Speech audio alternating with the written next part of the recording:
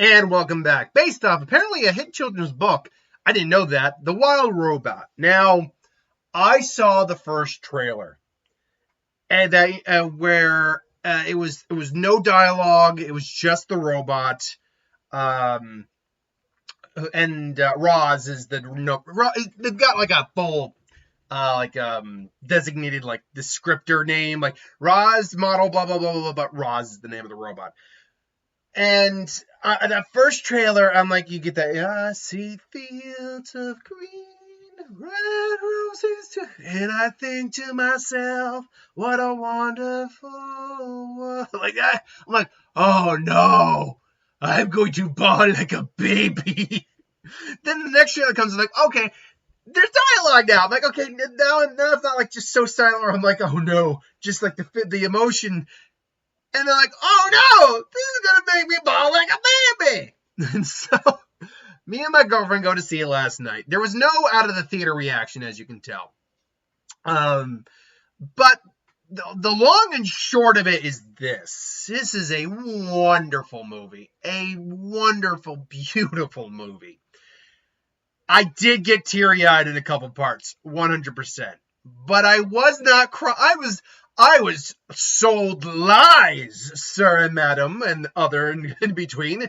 I assumed that I was going to bawl. I got teary-eyed, misty-eyed, and maybe even squirted a little right at the eye, but I did not bawl like a baby. My girlfriend was crying kind of throughout a little bit in the movie. She wasn't like going, but she was going, like she had the tears running around her eyes. I'm like, I was close there, but not quite. That's not the moniker though of how good of a movie it is though. I mean, what's the Rotten? Let me check the Rotten Tomatoes real quick here. The Rotten Tomatoes, as far as I know, last I knew it was like 95%. What? Oh, where is my Rotten Tomatoes? I need them to fertilize my garden. But yeah, seriously, where's the Rotten Tomatoes score here? Come on, wake up. Hello, you bastard. All right, there we go. 98%. Okay, it went back up. It's at 98%. And you know what?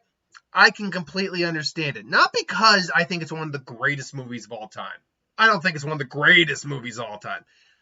I actually don't even think it's the best animated film of the year, despite what some people are saying. I do still think Inside Out 2 holds that esteemed record. And we don't have a lot of animated films left this year to try to knock it off the pedestal. Not a lot at all. Moana 2 certainly stands a shot, but regardless. But it didn't need to be better than Inside Out 2 or the best movie in decades or anything. It just needed to be a good, wholesome time. And that is what this movie is. The long and short of it is what you see in the trailer. A robot, I can't remember again the full model's name, but Roz, as it becomes called, voiced by Lupita Nyong'o, which, by the way, I have heard Lupita Nyong'o speak many, many times. Did not recognize that as her voice. Also, Mark Hamill's got a voice in here that plays a character in here. I did not know that was him. So, other characters like Pedro Pascal plays the fox. I'm like, okay, I can recognize that as his voice. Bill Nighy plays a goose. I immediately knew that was Bill Nighy, and I knew he was in the trailer the movie to begin with. He's in the trailer. But I did not. Oh, Catherine O'Hara's the possum. But I didn't recognize some of these people by their voice. Like, for some reason, that did not sound like Lupita Nyong'o to me. Now, maybe it does. Maybe I'd have to hear her voice again. But either way, she is. Well, I will say she because it is a female voice, and they mother the little gosling. She is lost in a typhoon. She is stuck on this island. Doesn't understand her objective. Something happens where she has to take care of this goose, this gosling, and she evolves. Her AI grows. And it's even explained in the movie. She had to basically overclock her AI multiple times, or overwrite it to be able to complete the tasks, and it helped her grow and basically become, kind of sentient on her own. And it's the task of her trying to help this gosling, this goose, be a runt, if you will. And they do say in the trailer he's a runt. To make it to adulthood, make it to migration, so forth and so on. And, the trials that come with that.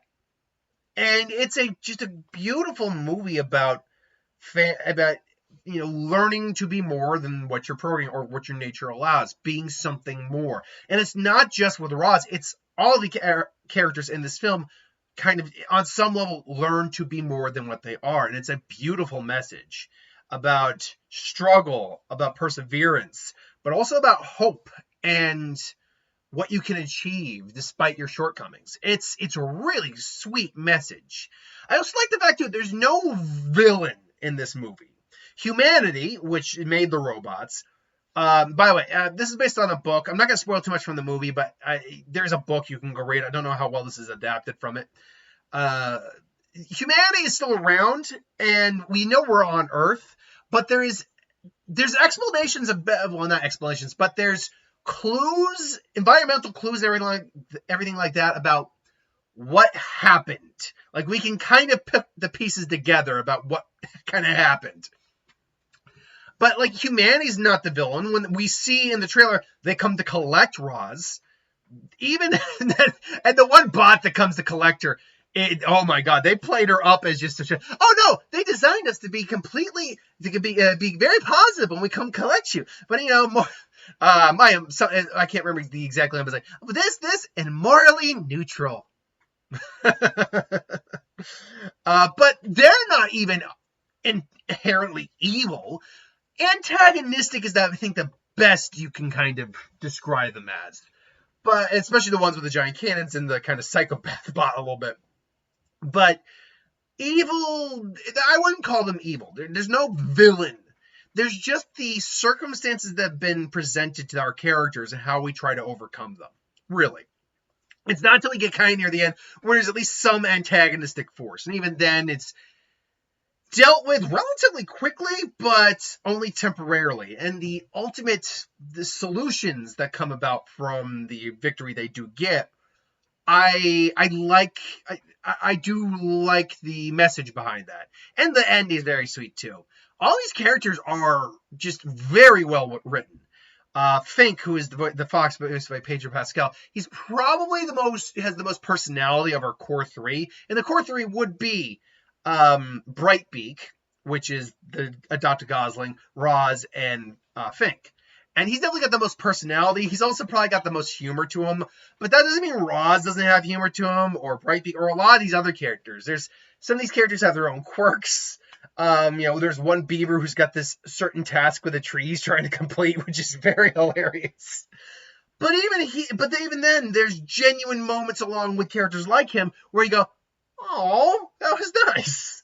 Like he does something for Roz at one point in the movie where I'm like, "Oh, that's really sweet." The possum voiced by Catherine O'Hara, I love her because it's just she's this mom with this litter. I think you call a possum litters, and they're just like all these annoying kids. And it's like, look, trust me, as a mother of 7, then you hear that. As a mother of 6, like, this film is morbid at that point. Like, this is animals die, and sometimes die horrifically in this movie. And these are creatures that we've established at this point have a level of sentience to them. Like, when she learns their language, it's a level of sentience we realize they all have. So it's like, oh God. And unfortunately, the accident that results in what happens in the result of, the accident that happens to result in Brightbeak's orphanage, let's call it, not his place, but him being orphaned, I think it's a better term, is like, oh God. Like, yeah, there's some morbid crap in this movie. Absolutely. This film has a body count, to be sure. As I heard actually Doug Walker, when I was listening to his take on it, this harkens a little bit close. I mean, it's got the bright, colorful style and energy of a more modern film, but it certainly harkens a bit closer to something more you'd find in the late 80s, early 90s for something that warranted the PG rating, definitely. Parental guidance would be suggested for a film like that, absolutely, because you have to deal with concepts like death, like loss. What happens when, someone you believe is your parental figure lies to you your entire life, more or less. It's a really good movie in that sense. And visually, my God, is this film beautiful. Oh my God, is this gorgeous to look at. I'm not saying I would want to see it in 3D. I don't like going to see 3D if I can a very, very, very rare occasion. Not even once a year, maybe like once in every 2 years. I might be willing to sit down for a 3D movie. But it really have to be a movie I think lends itself to the medium. Otherwise, there's no point in the 3D, quite frankly. But animated movies, I think, are among those exceptions because the colors immediately pop. You have these massive environments that you can just 3D model. So they are one of the rare exceptions of a type of film that I think can lend itself to 3D. And a film like this is just, I think it's one of the few that I might actually say try seeing in 3D. Put your thoughts in the comments below what you thought about that. I'm trying to think what the last movie I actually willingly saw in 3D was. God, that is a legitimately good question. What was the last movie I legitimately saw in 3D? Maybe Angry Birds? Because I think that came out 2015, I think.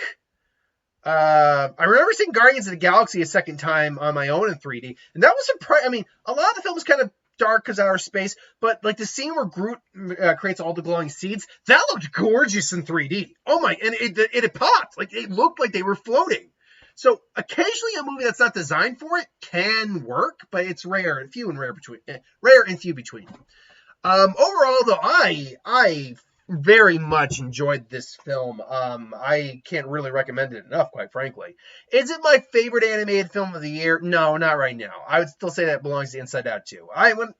Just as I do my top 10 worst and best of the year, I also now include a top 10 best animated film category of the year video. So I'll give my final take. I don't think anything's dethroning Inside Out 2. Inside Out 2 is kind of a special movie, but it's still a great movie. It might be my second favorite animated film of the year. Again, I'll have to take stock of every animated film I've seen so far. But until then, trailers. We got the best Christmas pageant ever, I think it was. I think it's something along the line. I think that's how it's titled, I believe. And that looks, I leaned over to my girlfriend because we've had occasionally the conversation of why I hate faith, why I don't like faith-based films comes up. And I always repeat the same shtick. But that's not because I hate films about faith or necessarily faith-based films. I hate faith-based films that what's the word I'm looking for? That not punish, that criticize you for not having that. Okay, that's basically it. They basically say, oh no, we're right, you're wrong, you should convert. Like, I hate faith-based films, like faith-based films. God, that's a tough sentence to say. Like that, like your Pure Flix, all that. But films that have faith as a central crux to them, I have no issue with. A film like this, for example, I have no issue with. In fact, it actually looks very charming. And like even in the trailer, like, no, that's a good way to get your message across with that. That's what Jesus, that was the whole point of Jesus' story. Like, there you go. That's actually a nice sentiment. I agree with that. So yeah, we got the newest trailer for Wicked, which even my girlfriend looks over to me and goes, okay, now I'm actually kind of really interested in that movie. I'm like, yeah, right. We got Moana 2, obviously. No, Moana going to be there 100%. We got Sonic the Hedgehog 3. Looking forward to that. We got Dogman, I think it was, or Dog Cop. Sorry, Dog Cop. Beyond that, though, we're now starting to get to the point where we're actually going to start getting more trailers for movies for 2025 rather than what's left for this year. Because I'll be honest, there wasn't much left. Let me see. Let me look at the 2005 list real quick here. What we got coming out here. Because again, I got Dog Cop as one of them. Let's see here. Did we get anything else as far as I'm aware? Wow. Oh, Paddington in Peru. Yeah, we got Paddington in Peru. And let me tell you, folks, my dad will disagree with me all day, all week, every day. We may have to make it a watch list now to think about it. That is a mandatory. The Paddington movies are freaking awesome. And I will hear no argument to the contrary. I'm sure a lot of people are actually like, no, yeah, Paddington's awesome. I don't know what you're talking about. They are doing a sequel to Den of Thieves. Hold on, what the? Sorry, I'm on 2025 now. I haven't looked really ahead for next year that much. And it does have Gerard Butler. sequel picks up with Nick tracking down bad guys in the streets of Europe and getting close to. He's actually going after Donnie. Meanwhile, has become caught in danger. Oh. Okay, all right. We just completely sidetracked now. I'm pretty much done with the trailers here. Den of Thieves is one of those films where I'm like, there's the making of a great film here, but really what they're doing is just redoing Heat. That's what they're doing. And Heat's a great movie, and I love Gerard Butler, so I'll check it out. I think it's the only film coming out that week that I'd really go see. There's a film called Companion, wherever that is. January? Whoa. You know what? I think that's something I'll have to do near the end of the year, too, is my looking at the upcoming movies coming out for next year. Look at some of the stuff I'm looking forward to per month. But January, surprisingly, next year is looking a little stacked for a January. You got Den of Thieves, Pantera. I don't think that's going to do a lot, but whatever. You got Paddington in Peru, Wolfman, the newest one, which I think I've seen the way the Wolfman looks. I am dubious on that one. Regardless, something called In the Gray, which, I got nothing on this one. Nothing on In the Gray. But Flight Risk, that one with Mark Wahlberg where he's a psycho on a plane. And Dogman and Mickey 17. That new Robert Pattinson sci-fi film where basically you agree to get cloned more. You sign your life away to basically be like a workman, but you're also there to study the hostile environments of space in case accidents happen. And every time you die, your mind gets basically put into a new double. Except what happens when something happens and the double is still there. So interesting concept. Anyway, I digress. The Wild Robot. I'd recommend it. Give it a watch. Until then, thanks for watching. Hope you enjoyed. See you later.